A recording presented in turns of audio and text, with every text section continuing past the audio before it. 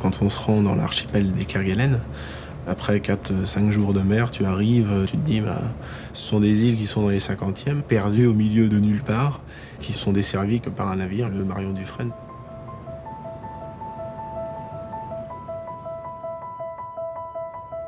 C'est vrai que tu te dis que t'es très loin de tout, que t'es tout petit face à l'océan.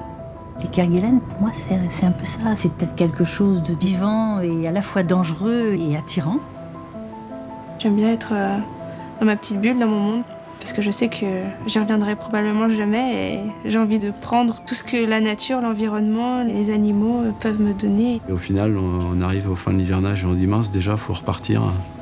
On est loin de nos familles et on refait inconsciemment une famille en se respectant comme des frères. Le fait d'être coupé de cette frénésie qu'il y a dans nos pays développés, c'est vraiment très puissant. Je trouve que maintenant on vit dans un monde de consommation mais pur et dur et on s'en rend encore plus compte ici. On est toujours tiraillé en fait entre l'envie d'y retourner et puis d'avoir une vie de famille quelque part. J'ai une fille de 3 ans, donc je me vois mal repartir en laissant ma fille et je la reconnaîtrai plus en rentrant.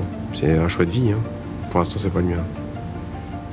C'est la dernière fois que je voyais croiser Kerguelen et Amsterdam. Je vais y penser très fort tout le temps et j'aurai des superbes souvenirs dans la tête et j'aime énormément ce bateau, j'aime énormément l'équipage avec qui j'ai travaillé, mais il y a peu de choses qui me manquent en fait. Je me dis toujours que c'est bien de faire des choses différentes.